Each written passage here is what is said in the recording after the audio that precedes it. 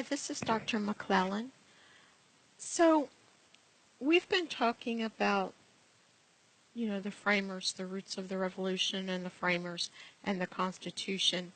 And what I like to do is I like to add to what the book what the book talks about, because it's just a general survey type of textbook. So it just sort of glances over everything. I also like to put, and this is for something that I do for myself,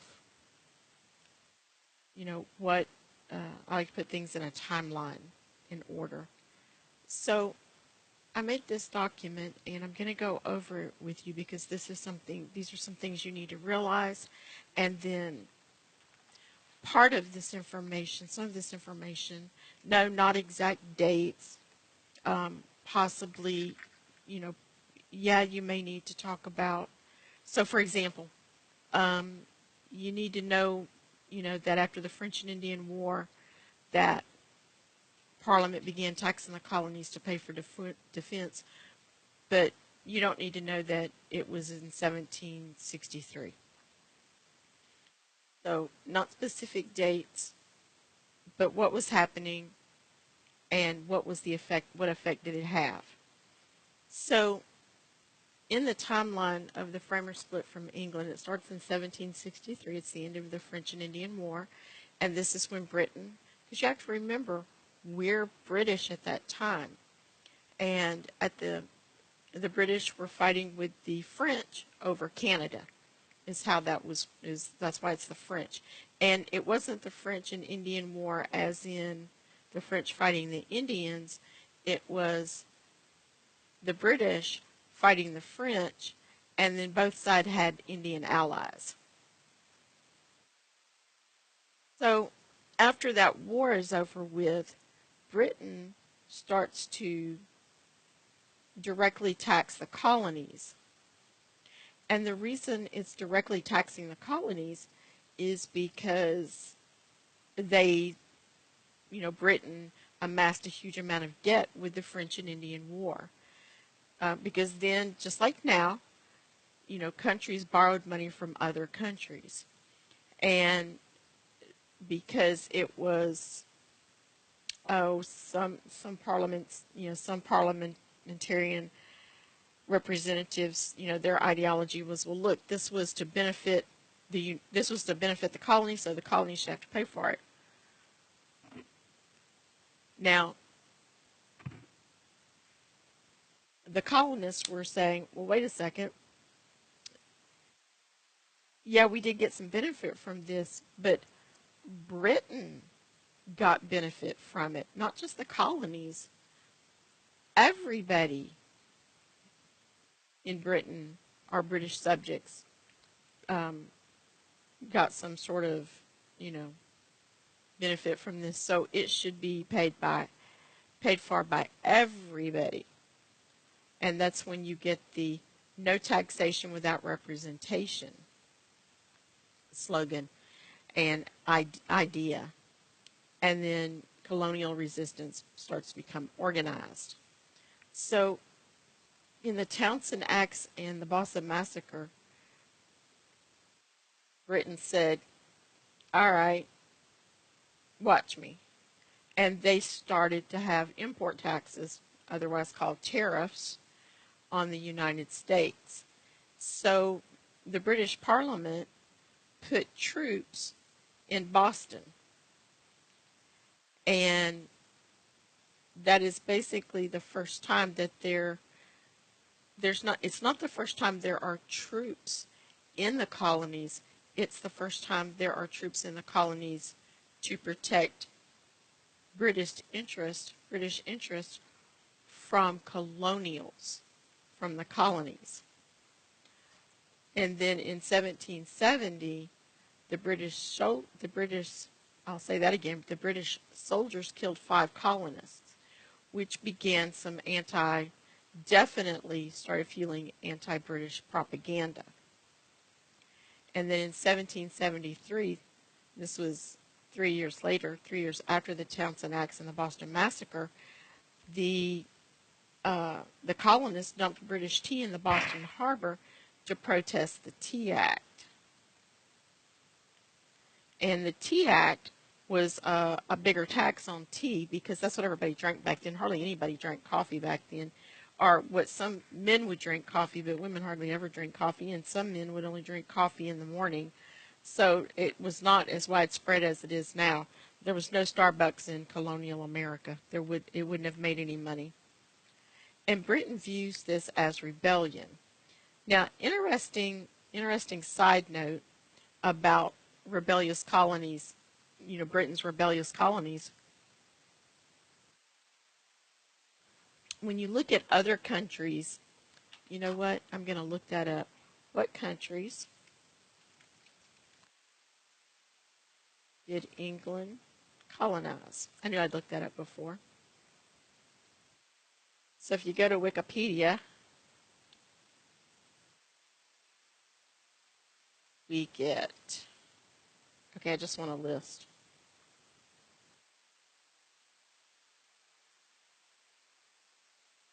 Okay, I just want a list here.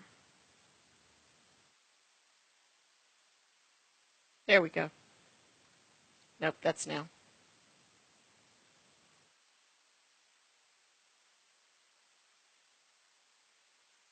Wow. There we go. Oh, I don't want that one. So former British. So we've got North America, the Caribbean and South America, Australia and New Zealand, Africa, which includes the Gold Coast, Nigeria and South Africa, India, Middle East, East Asia, with Hong Kong and Singapore. Oh, and there's a nice table too. So, oh gosh, yeah. See, now this may start sounding familiar to you. You know, the Bahamas, Bahrain, Bermuda, British Egypt, British Guiana, Hong Kong, Ireland. So we are the first. See, the Irish did not consider themselves British at all. Neither did the Scots. They were a separate people. So we can ignore them we can ignore them at this point. We, the British colonies, are the only group of people who the British government tried to basically order around. Tried to punish for something and order them around and tax them unfairly. We were British. They were doing it to their own people. Parliament forgot, oh, wait a minute, these people are British. Whereas in India, the people were considered Hindu or Indian. In China, they were considered Chinese.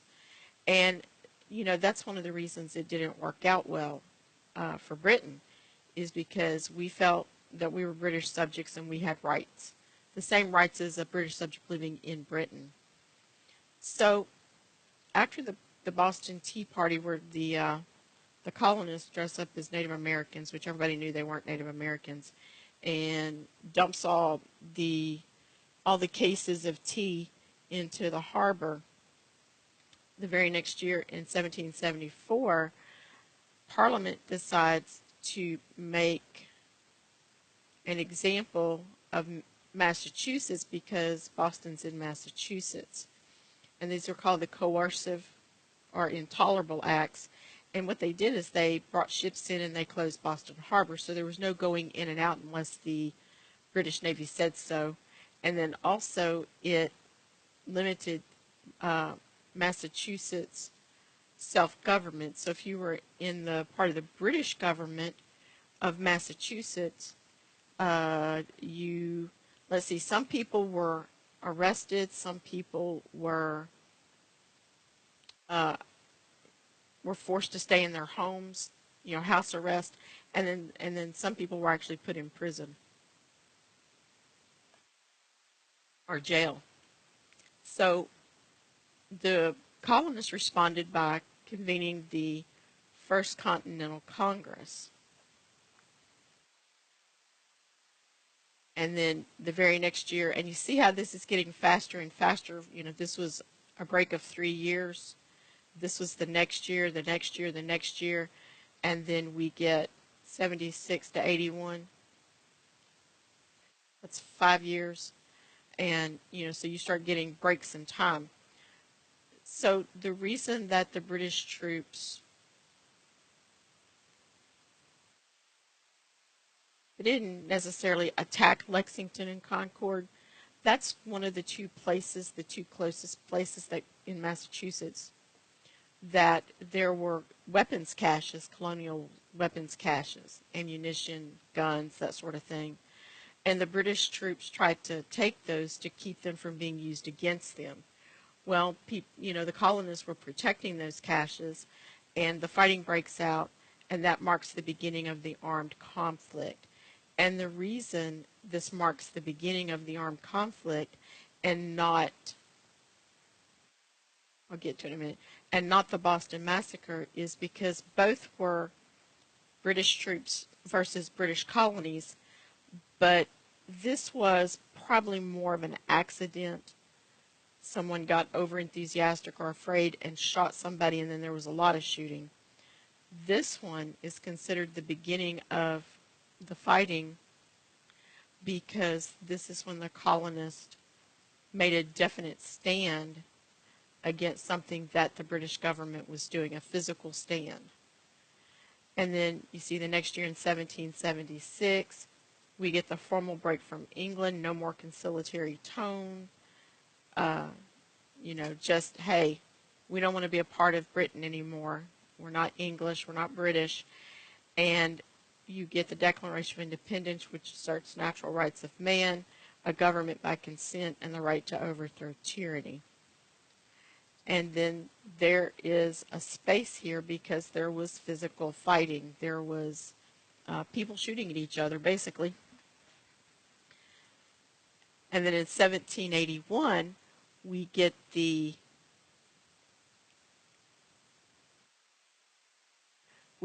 Articles of Confederation after we kicked Britain out of our colonies and became states. We kicked them out and we created this Articles of Federation, and they were ratified by all the colonies. But it created a weak national government with very limited powers. For example, it couldn't even tax. It couldn't call up militia. It couldn't tax. It couldn't do anything really. And what that was is a reflection of the fear of centralized authority after British rule. So the Treaty of Paris in 1783. So 2 years after, let's see, 7 years after the Declaration of Independence, and 2 years after the Articles of Confederation ratified, so 2 years after the war was over, Great Britain officially recognizes American independence in the Treaty of Paris. And then we get in 1787, mark that, there we go, delegates meet in Philadelphia to fix the weaknesses of the Articles and design a new government.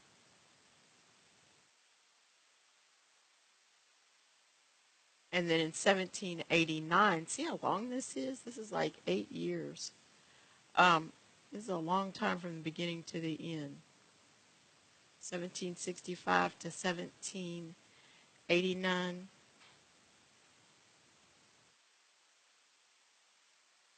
Hold on. I'm being mathy. 1787 minus 1763. Yeah, it's 24 years. Yeah, you're talking about the actual war only lasted 8 years, but the whole thing, took 24 years. So in 1789, the U.S. Constitution was ratified by enough states that it became the rule of the government. And let's go through this. So when it says Republican, it does not mean the Republican Party. the Republican Party's not a party yet. It means a government with a separation of powers, checks and balances, and federalism. So there's no monarchy, there's no king, there's no tyrant, there's no dictator. It's a Republican government, which means that everybody has representation in that government. So, okay. And, part of the reason, I'll come back to this in a minute, this separation of powers, checks and balances, and federalism were very important to the founding fathers. And let's talk about why. So, during the Revolutionary War, the actual fighting, physical fighting, was between 1775 and 1783, which was 8 years. The total death, American deaths, was between 25,000 and 30,000. Okay, I turned my email off so I won't be getting any dings. So 25 to 30,000 deaths, and see the wavy line in front of 25,000? That's a math symbol for approximate. So if these are fairly accurate numbers, that's about 1% of the colonial population at the time. And by modern standards, this is extremely high. So what is 1% of the U.S. population? So for today's numbers, it would be 3.31 million to 3.35 million people. So it's basically, I like this measurements here, it's roughly equivalent to the entire population of the state of Utah. So we're talking about a significant number of people. Everyone knew someone, at least knew someone who died in the Revolutionary War. People lost neighbors, they lost friends, they lost family members, businesses closed because the person who owned it died. And how most of them died, about 8,000 were killed in battle. About 17 to 22,000 died from disease. Right, because we're still in a period of history where doctors don't even know that they have to wash their hands, and they don't know how to keep. They have no idea.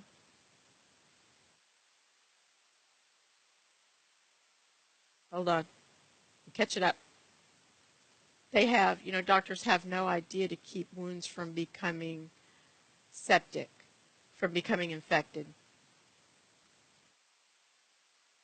And then the other way is, thousands died on British prison ships.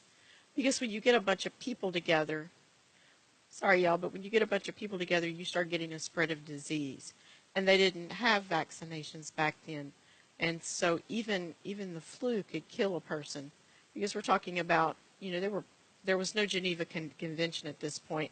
So, sorry I keep doing that.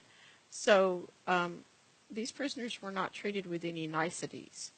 They were lucky if they got fed, much less what they got fed. So there's an important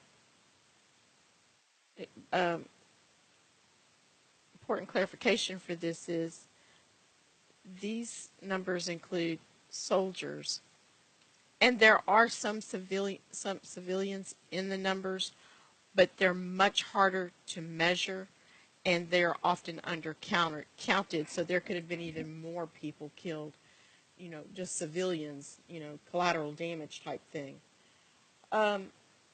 Also, as part of the time period, enslaved people, indigenous allies, and loyalists are often excluded from these totals. So if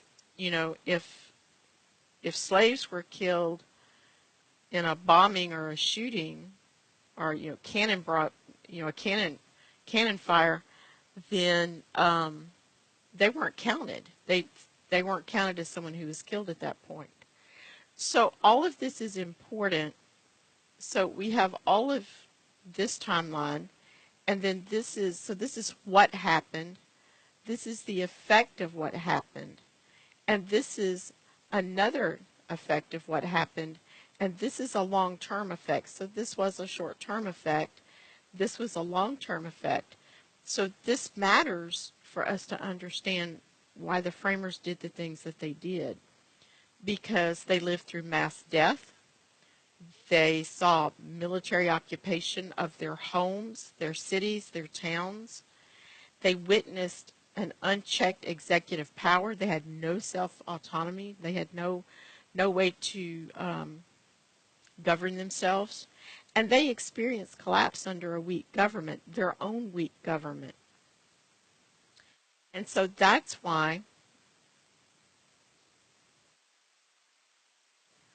our Constitution, with its amendments and Bill of Rights, fear standing armies. That's why it says that that's why it says in the Constitution, you cannot house a military, an army, in people's homes.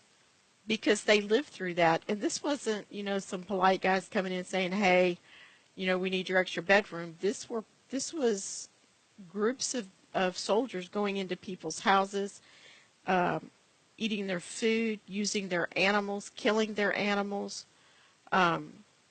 sexually assaulting their families, sexually assaulting them, killing people. They were there to terrify people. They were not there to be polite. They also witnessed unchecked executive power. And part of the problem I have with this one, it's not just because I'm getting all this. I'm getting all this from the book. It wasn't so much as it was claimed as unchecked executive power, but it was really unchecked parliamentarian power. George III was a very weak king. He did not exercise any control whatsoever over Parliament. Parliament exercised control over him. So, those checks on executive power, the military, the standing army, that also led to a deep suspicion of tyranny, of one person being in control of everything.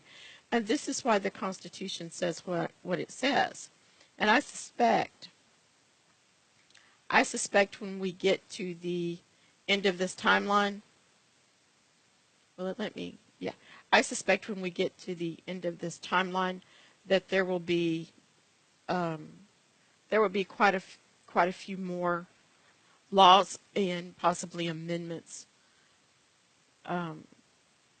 suggested that will make this even stronger, because the Constitution says that any president, cannot send the military into a state, city, or town unless what's already there can't control it.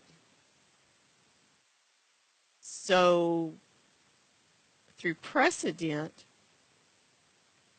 the president has never sent the military, and that includes the National Guard. Well, they did not turn it. Okay. Has not sent anybody, has not sent the National Guard into a state unless the governor requests them to send it.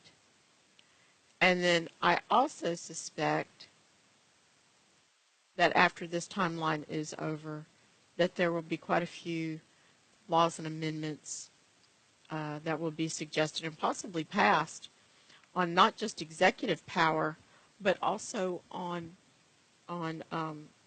congressional power. As of right now, the Republicans have control of both the House of Representatives and the Senate. They have complete control of Congress.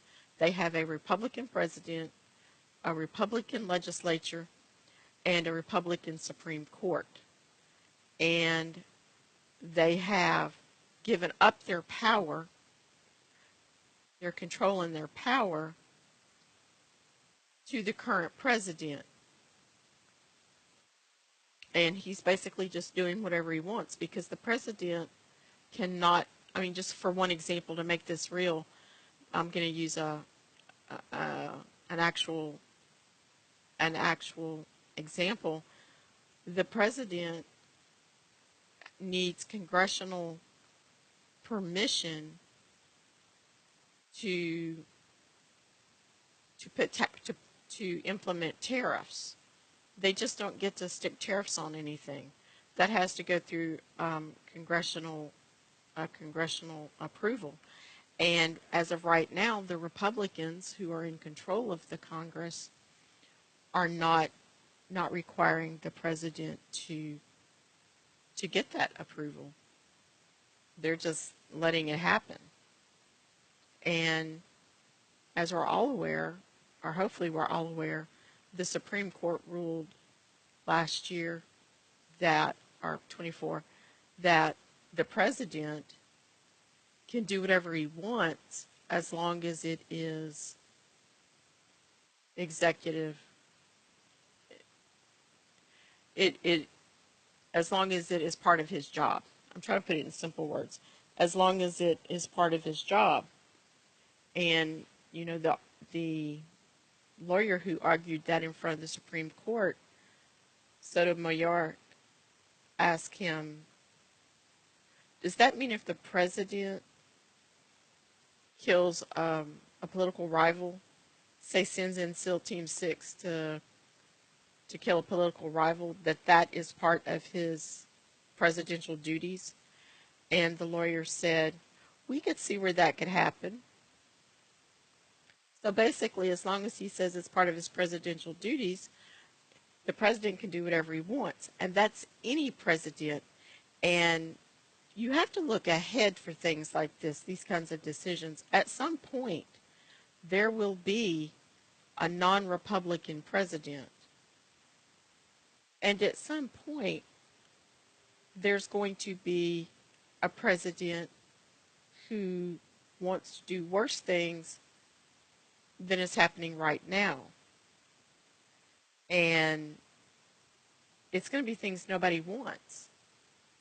But if it's part of his presidential duties, then he can't be stopped and he can't be convicted and found guilty of any of it either. So we have this same fear of these things. And we're seeing some of this right now. We're seeing people die. We're seeing military occupation of our states and cities. We are witnessing unchecked executive power. And we are experiencing the collapse of a weak government because of the lack of responsibility being taken by, you know, the most powerful part of the party that's in control of our government, the Republicans. So yeah, we have a fear of standing armies, civilian control of the military. Doggone it, quit that. And then also unchecked executive power and deep suspicion of tyranny. Okay, so this is important. You need to know this. You need to listen to this video and you need to take notes because you are going to see some of this information again, specifically with this part that I've talked about on the first exam. Okay, y'all have a good day. I'm sorry this video is so long. Don't try to listen to it all at one time. Thanks. Bye-bye.